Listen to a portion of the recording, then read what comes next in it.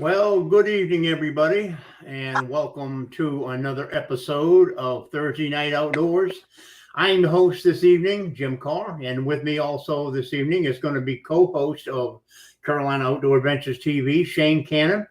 Hey, everybody. And what we're going to be doing is tonight, Shane and I are going to be just kind of winging it here tonight. We're going to talk a little bit about us. We're going to talk a little bit about what Shane does, and most all you guys here that are on here, you know what I do here. You know, we do a little fishing, we do a little hunting. Shane does a little fishing and a little hunting, and we have this TV show thing going that we have videos, and we have shows that we have on our Roku channel. We actually have a Roku channel that we have content providers. You've seen some of them here in the past few episodes that join us, and we put their videos on. It's the Outdoor Adventures channel on Roku, and you can watch that on your big TV. Now, for me, it's just a lot more enjoyable to watch something like this, or to watch, your favorite hunting and fishing show on a big TV.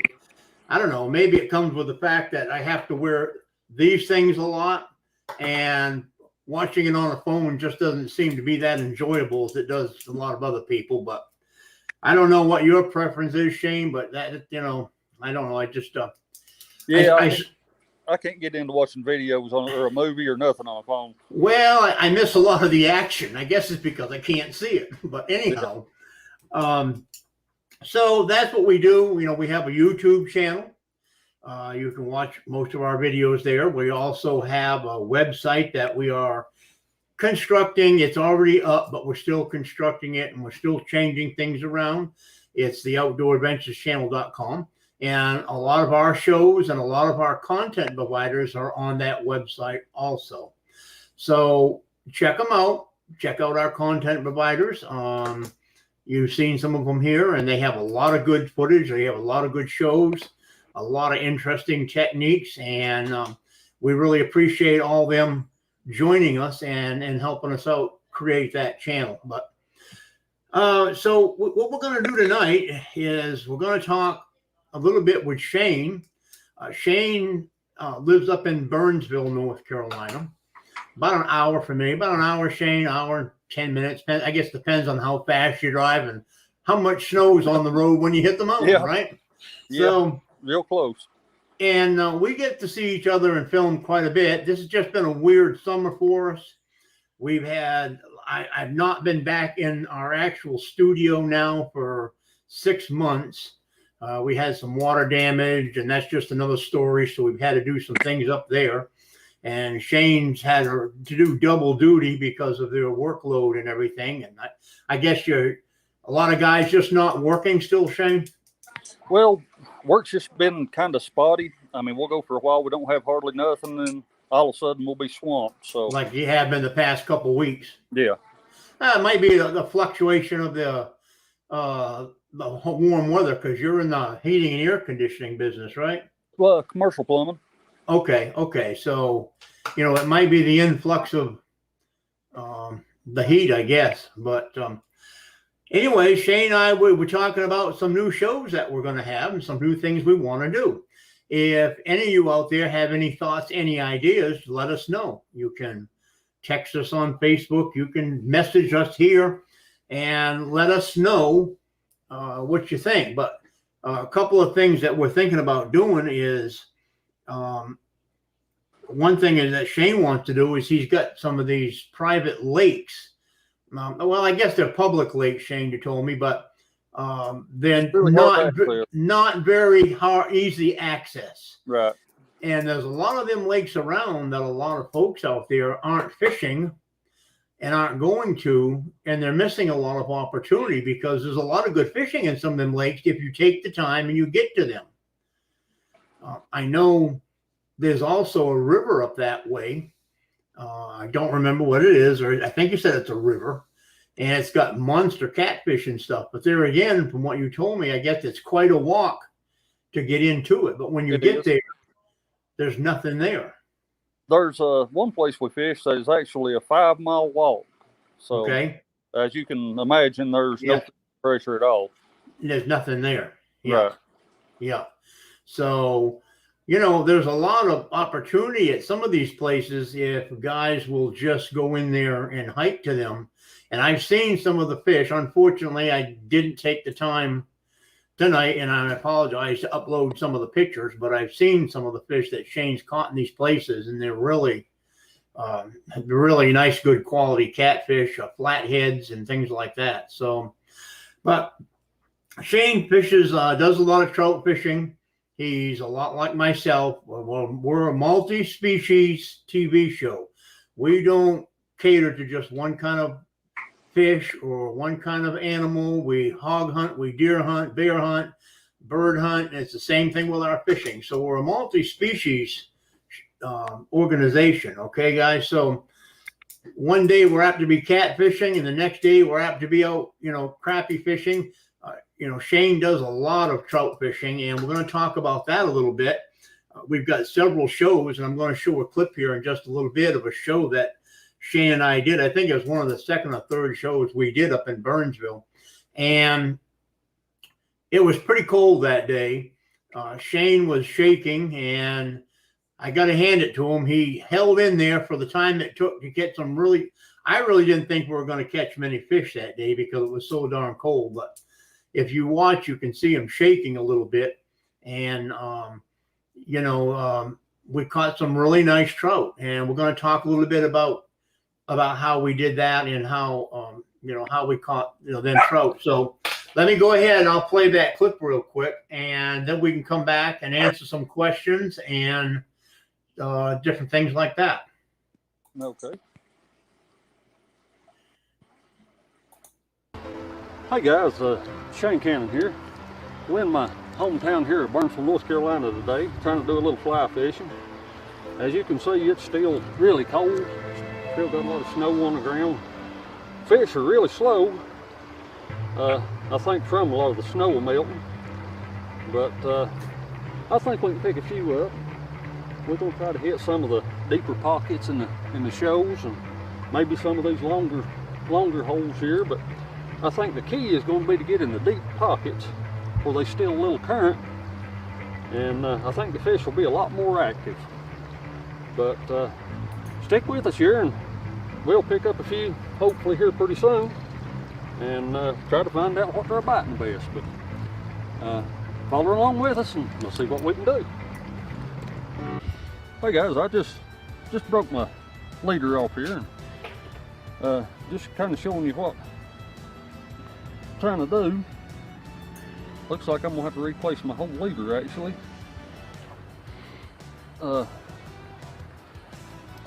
Like to use a little stronger line for the leader itself, and going down to my first fly anyways, and then from there I'll go with like a 5X or 4X tippet to my second fly. In clear water especially, I like to use a lighter tippet. Oh, here we go.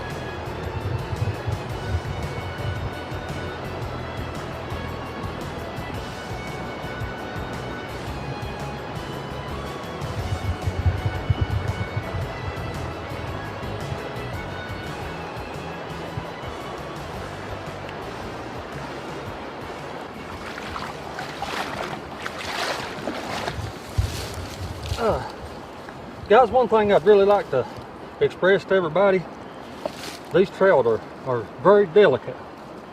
When you're handling one of them, try to be as careful as you can to not damage their gills. They may seem very healthy, but a lot of times, even after you release these fish, they can still die from their gills or mouths of being wounded. So take your time and make sure that you don't hurt their gills when you're unhooking them. I would rather damage a fly any day than to kill one of these fish.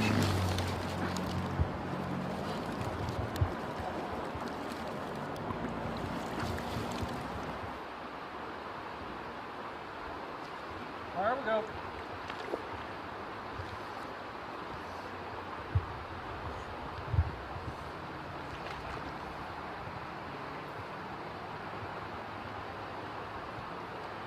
real big, but a pretty fish.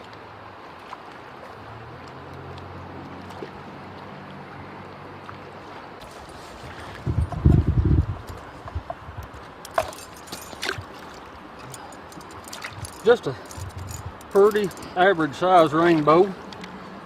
Nothing real big, but fun to catch anyways. But pretty little fish.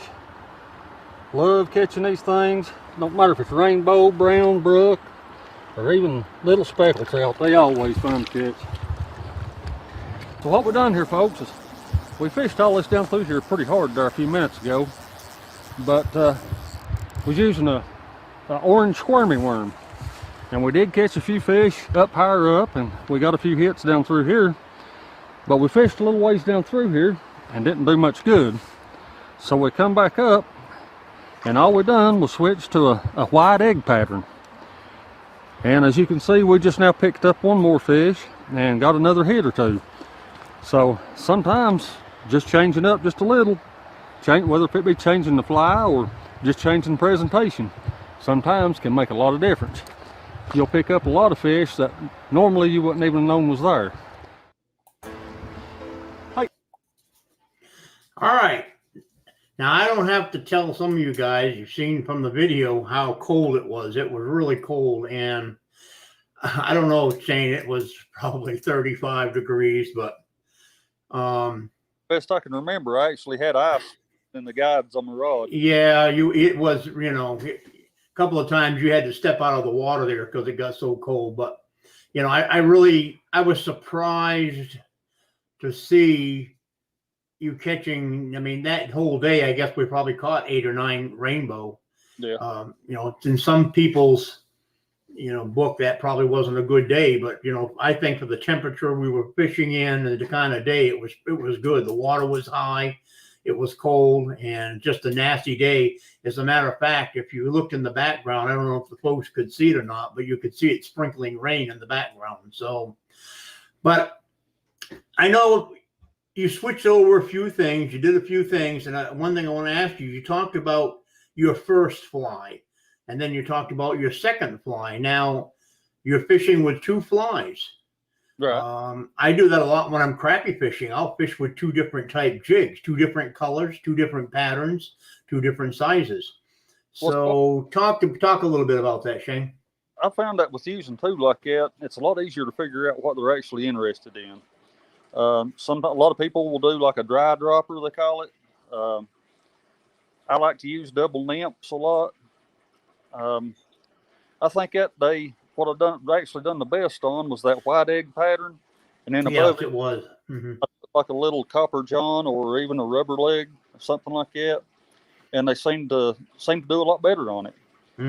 And I really don't know why they were hitting the egg patterns that good.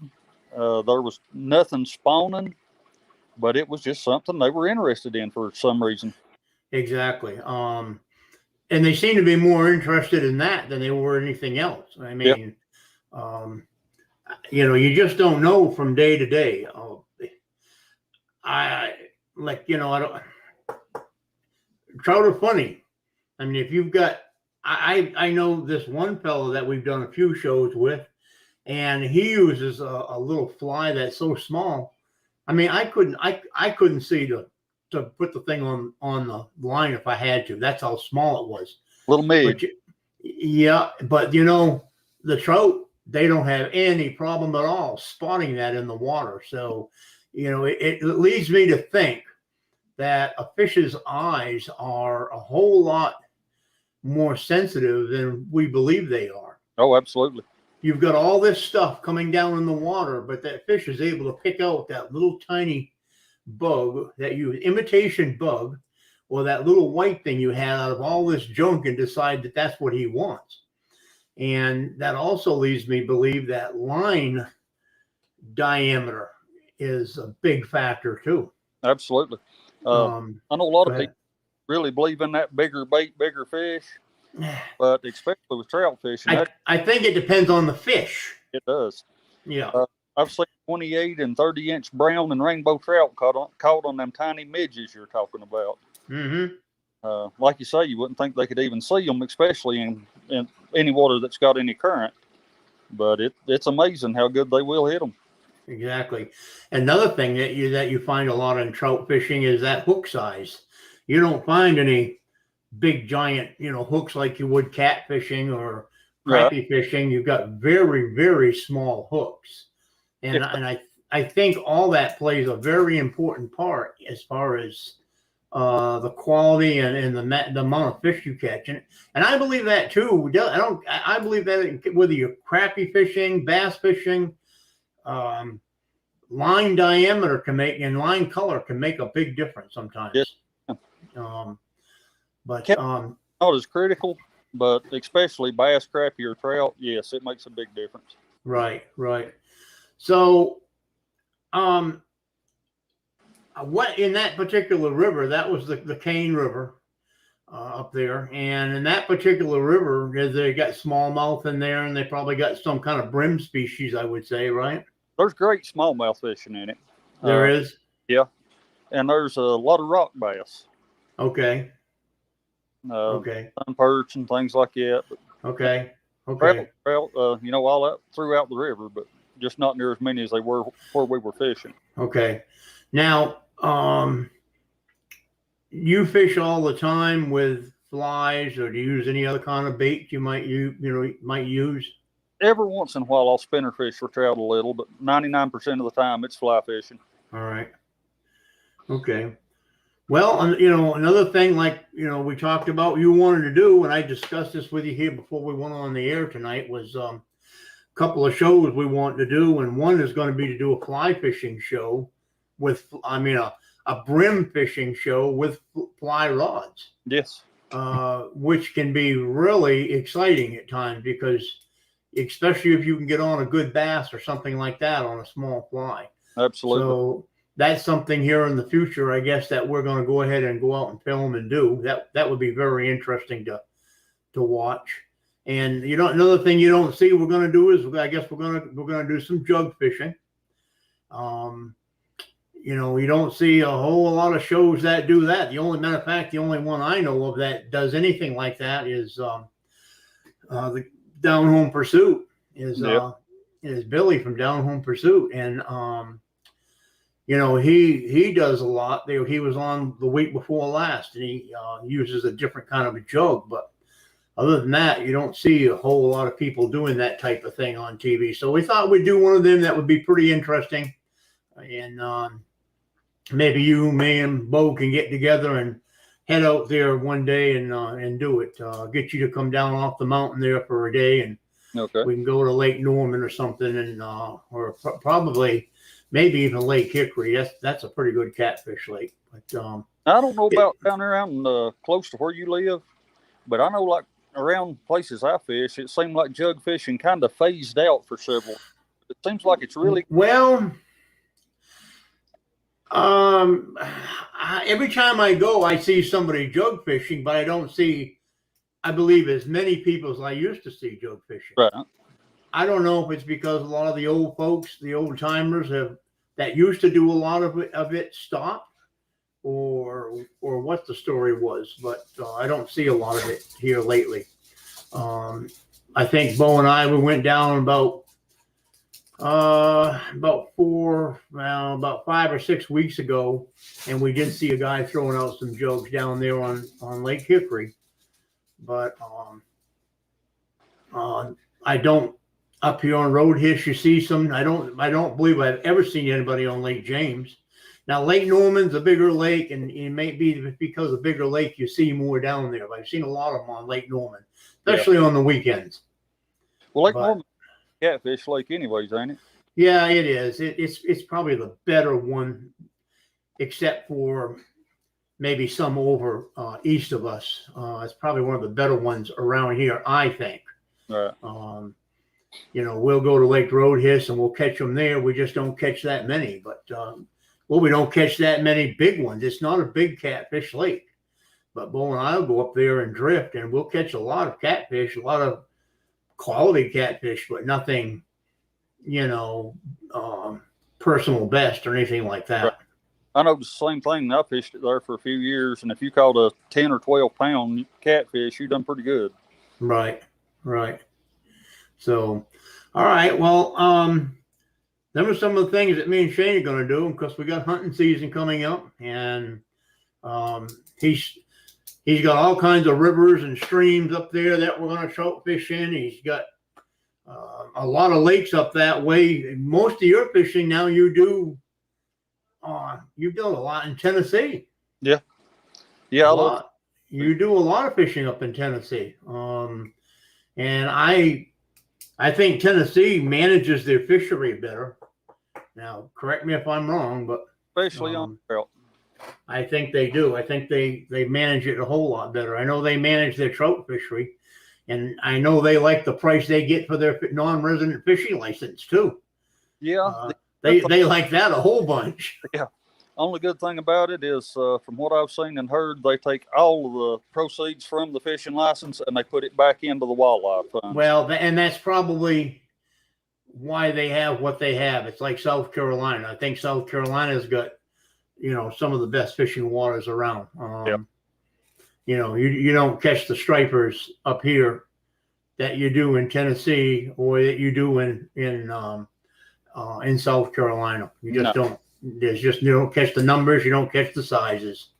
But I know. I guess they're starting to try to bring back the hybrids in Lake Norman. So that might be something we'll do. But all right, well, let's go ahead and we'll play this next clip. Now, this here clip is going to be one. These here are just a little bit longer because we're catching a different kind of fish than we usually do. So you have to kind of run them out a little bit. But it's a short clip, and it's where I was fishing in the wintertime on Lake James. Now, that's one of my favorite places to fish. If none of you guys watching tonight or anybody that watches the replay, if you're not familiar with Lake James, it's really a crystal clear lake, and you have to fish it. You have to use a different technique. There's a lot you have to do different on that lake if you want to catch fish. And what I've done here is I was fishing in an area that I fish quite a bit, Lake James, and I was fishing for deep water. And deep water for me is 30 to 60 feet, sometimes even deeper than that, because in the wintertime on Lake James, that's where you find most of your fish, your quality fish. They're going to be deep, 30 feet plus. So we caught some really nice smallmouth. This is just a fraction of what we caught, and I caught a really good catfish. So let me go ahead and I will put this clip up, and you guys can watch that, and we'll be right back. This technique is a deep water technique, guys. I'm fishing from 30, sometimes 60 feet of water. So you have to fish it differently when you're going to fish this technique, okay? And it's usually a really productive technique in these waters this time of year when the smallmouth and walleye, when they head deep. Now I'm on fish right now,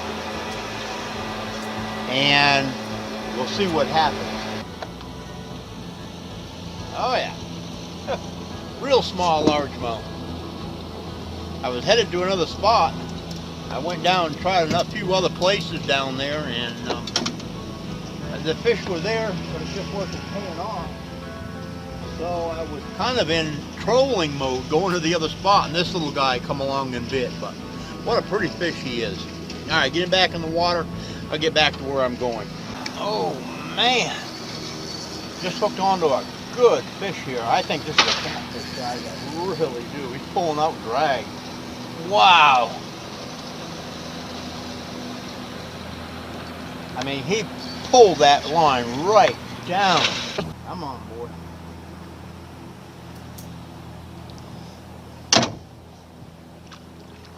Oh, yeah, there we go. Whoa. Man, not what I expected to get today. But we're going to take him, that's for sure. Get this big boy out of here. For Lake James, I want you to know, for Lake James, that right there is a good catfish. That's for doggone sure. Kind of hard holding him and doing this all at once, but Let's get him in the water.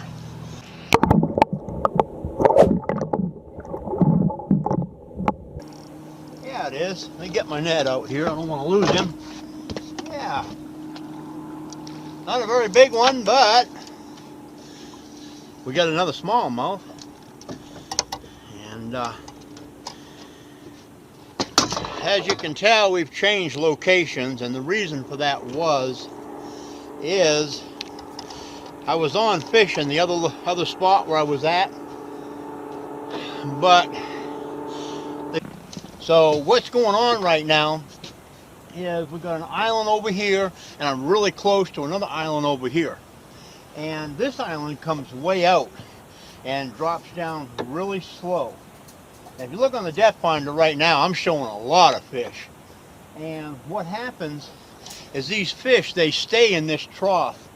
And as the water warms up, they will transition and move up to both islands and get in the warmer water. So that's what I'm finding is happening right now.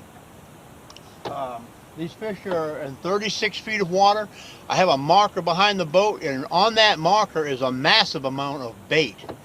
But the fish weren't there. They've moved now because it's afternoon. They've moved up just a little bit here in shallower water to get in a little bit better comfort zones, what they're after. I just put that bait out there. Whoa! Gotta be a catfish. Holy smokes. I came onto a school of fish here, guys. I mean a big school of fish. And I just put this bait out and he just hammered the thing. There's a monster school of fish right below me here. Right now I'm in 32 feet of water. I just come off from that because he's not wanting to come up. Boy, he's peeling off the drag though. Man, I'm gonna lose my spot here. I got it marked on the GPS. Oh, what a smallmouth. Big smallmouth. It wasn't a catfish. It was a big smallmouth, guys. Oh, gosh. Wait, do you see this fish? And this is what I'm talking about when I'm talking about Lake Erie quality fish, smallmouth bass in Lake James. And that's one of them right there. Beautiful, beautiful, probably 4.5, maybe pushing 5 pounds. Smallmouth bass. And he just hammered it. I sent that bait down there and kabang, he was right on it. Man, that's a nice smallmouth bass.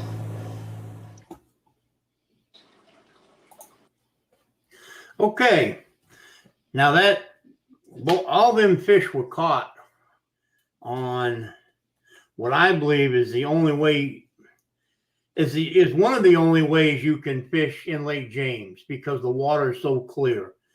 And the rig I use is my number one go-to rig. Now, that when I was talking about fishing in deep water, like I said, deep water to me is 30 feet plus. Yeah. Where I caught that catfish, it was about 32, and it was roughly 30 to 40. I don't remember. It was in the 30s anyways for the smallmouth and even that small largemouth bass. But I had caught several other ones that day. They all were deep water fish in that lake in the wintertime. And what I mean by the wintertime, I'm talking anywhere from mid-December all the way to mid-February. About February, they start moving up shallow. But for that month and a half, most of the time, the fish are in deep water up there. And the rig I use, and a lot of guys are going to look at this, they're going to say, well, that's just the Carolina rig. You're right. It's all it is, the Carolina rig.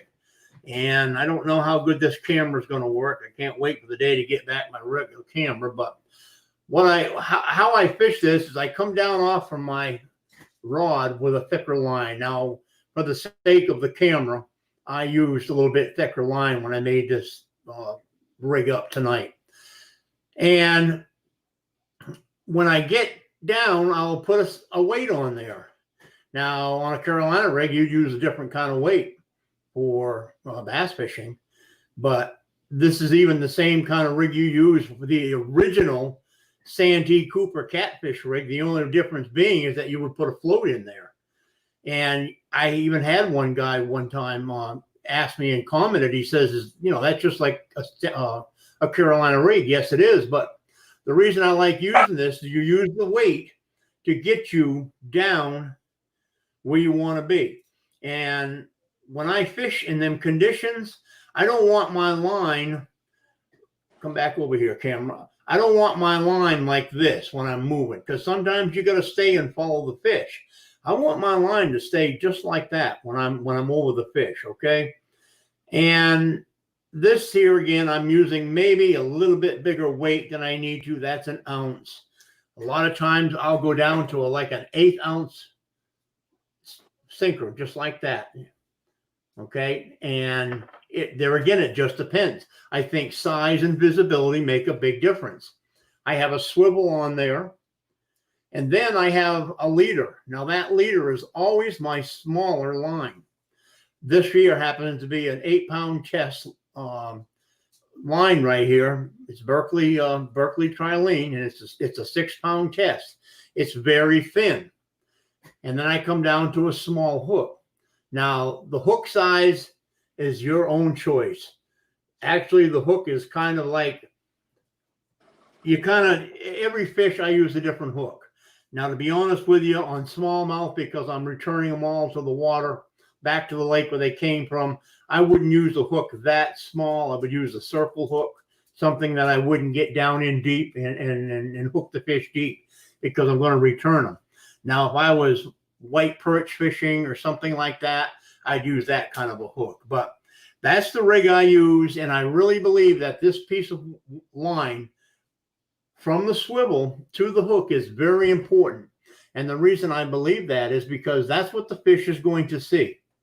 This here happens to be about 18 inches. I like to use at least a minimum of 2 to 2.5 feet of leader line.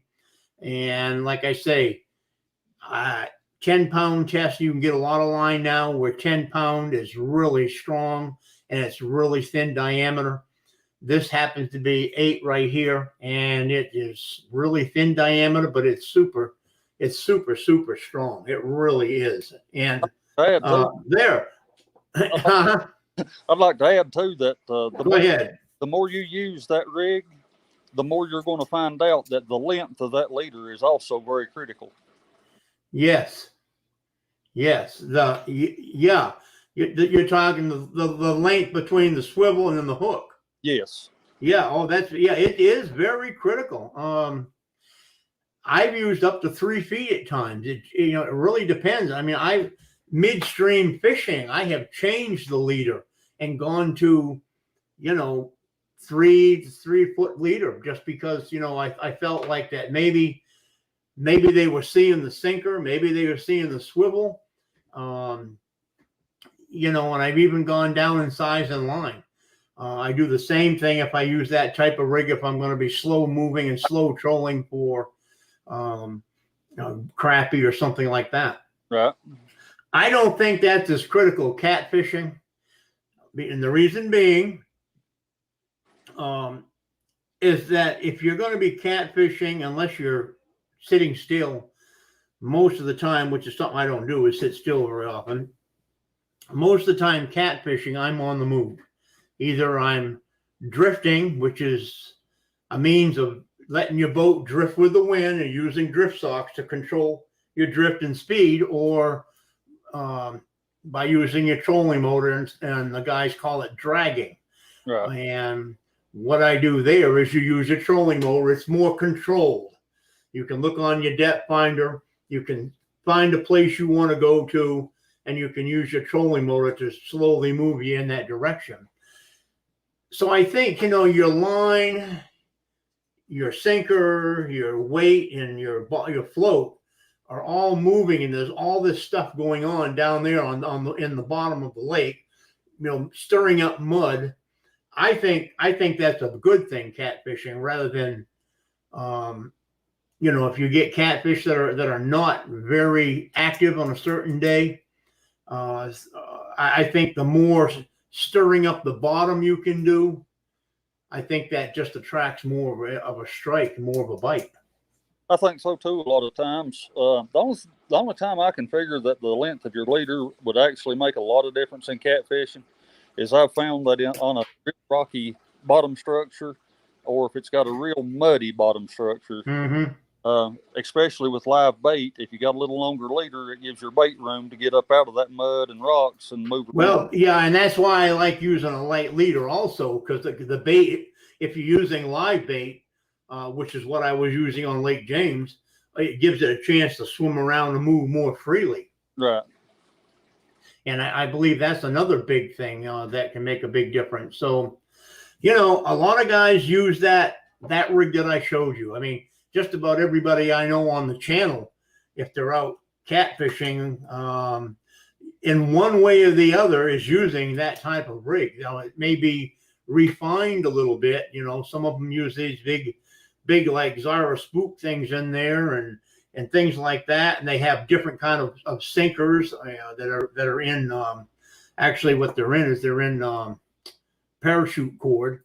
You know, there's all kinds of sinker concoctions out there and different things that they're coming up with that make it better to do drift fishing and things. So, but as far as striper fishing, there again, most of the guys that I know striper fishing stuff that are tight line, and you know this, Shane, because you've been with us a bunch of times out striper fishing down in South Carolina. Yep. Most of them all use that rig right there. And whether they got 3 foot of leader, and the leader is always smaller. And it's just a real effective way, because you don't want your lines moving around out there. You want them to stay right in the fish, and it's more controllable that way too. Yes. Now, catfishing with that rig, especially if I'm bank fishing, a lot of times I'll go with like an 80-pound braided leader. Okay. Like a lot more abrasion resistant and less chance of cutting it. So. Right. Well, you got more chance of a catfish dragging your line someplace you don't want them to be dragging it too. Absolutely. So that's, you know, now when we go up and we go fishing for something like that, and one drags it into a tree, I'm not going out there to get them. That's going to be your job. I'll stay and cheer you on. Okay, I'll cheer you on. Okay, well, so anyways, that's about what I wanted to, you know, talk about tonight. You know, we've got a lot of things coming up here that we're going to be doing. So I hope everybody will stay tuned. I appreciate everybody tuning in and watching us. On the 29th, I believe it's the 29th, we're going to have Jeremy Colvin, and he's going to be from the show called, he just changed the name, Hooked Up. That was it. And it used to be Fin Seeker TV. He's also on our channel. Check out his YouTube channel, and he's also on there. So he'll be coming up on the 29th, and we'll be talking with him. He's from, I'm going to say, Kentucky, and he does a lot of fishing up in that area, a lot of catfishing and crappie fishing. He's just started now getting out in kayaks, and that's something there too, Shane.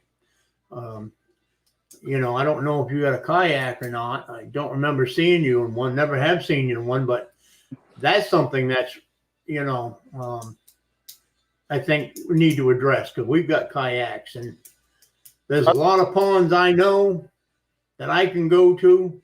One is up where we used to live, and you can catch some awful big brim. Oh, yeah.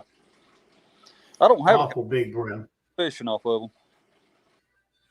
Yeah, well, you know, we'll have to do that sometime. And I like them because you can access places you can't with a boat. Yeah. So, you know, there's a lot of rivers and stuff you can access and things like that. So, well, especially if bluegill or bass is spawning, you know, they'll get back in water that ain't a foot deep anyways a lot of times. And places you can't get in to get them with a boat. Absolutely. You know, and that makes it good. So we're going to start getting into that, branching out a little bit into that.